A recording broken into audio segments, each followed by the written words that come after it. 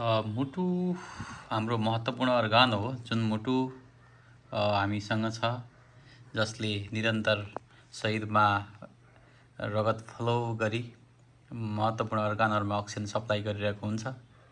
हामीले आजको च्याप्टरमा सीपीआर को बारेमा कुराकानी गर्दैछौँ। सीपीआर भनेको कार्डियो पल्मोनरी रिसक्सिएसन हो जुन मुटु मर्दन र मुखमा मुख श्वास दिएर चाहिँ हामीले यसको प्रक्रियाहरू अपनाउँछौँ। यो महत्त्वपूर्ण छ। यदि कोही मानिस अकस्मात बेहोस भयो अथवा चेतमा छैन भने हामीले उसलाई बचाउनको लागि विभिन्न उपायहरू अपनाउँछन्, जस अन्तर्गत उक्त व्यक्तिलाई हामी चाहिँ समतल मैदानमा ल्याउँछौँ, सुरक्षित अवस्थामा छ छैन हेर्छौँ, बिरामी यदि चेत अवस्थामा छ वा छैन सोध्छौँ र आपतकालीन केही फोन नम्बरहरू गर्नुपर्ने, सूचना दिनुपर्ने, सूचना दिए भने हामीले हाम्रो बिरामीको देब्रेपट्टि उभिएर उसको चिउडोमा श्वासको कन्डिसन के छ त्यो ख्याल गरिकन अनि चिउडोलाई अपलिफ्ट गर्छौँ र हामीले उसको छातीको मध्य भागमा जहाँ मुटु रहेको हुन्छ त्यो ठाउँमा हामीले हातलाई फोल्ड गरेर विशेष गरी हाम्रो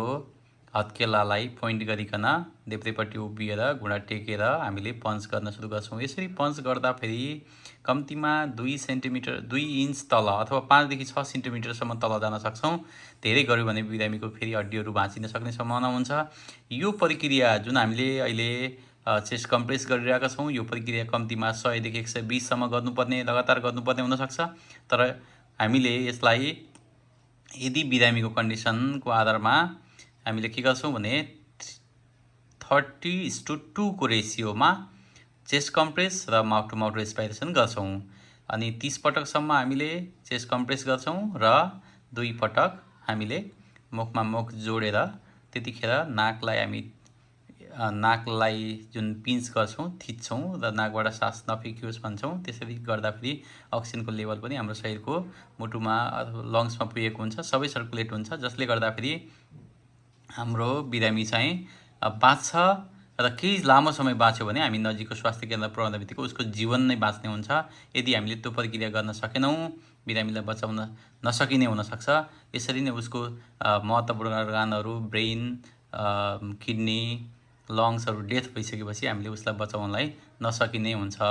यो एकदम महत्त्वपूर्ण र जीवन उपयोगी, तपाईहरुको जीवनमा एकदमै महत्त्वपूर्ण रहेको हुन्छ। तपाईले यहाँ देखिरहनु भएको छ जसरी रगत सर्कुलेट भएको छ त्यसै नै रगत सर्कुलेट हुँदाखेरि महत्त्वपूर्ण अर्गानहरुमा अक्सिजन पनि सर्कुलेट भएको हुन्छ। त्यही रगतले अक्सिजन बोकेर जाने हुन्छ।